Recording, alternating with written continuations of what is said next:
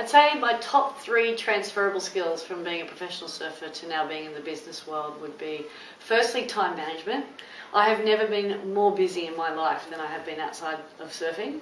Retirement is not all it's cracked up to be, but it provides you with so much more opportunity.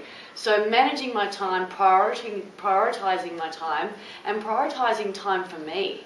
Because when you're competing, your whole life is about you. And then when you step away from that structure, you fail to make time for you. Secondly, I'd have to say the relationships that I've built up over time, the more success I attained, the more people wanted to associate themselves with me and identified who my true friends were, who were going to be the most useful to me. But then when I retired and I wasn't that successful athlete anymore, I was still able to tap into those networks and those relationships because I built fundamental, solid relationships with people out of meaningful things as opposed to just fleeting moments and opportunities. And thirdly, I'd have to say standing up for myself at the beach and in the boardroom at the ASP has then been able to translate into the boardroom in the business world and also in my business life. Standing up for myself and continuing to fight for what I believe in.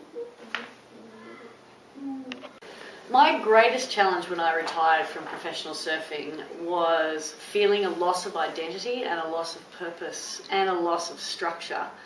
Having travelled the world for 20 years as a professional athlete, I literally left high school and became a professional surfer, and that's how I identified myself. So I no longer had a title, and from that I equated to no longer having purpose or a mission in life. So it took me a long time to identify what am I passionate about outside of surfing and what motivates me, what inspires me, what drives me to get up in the morning.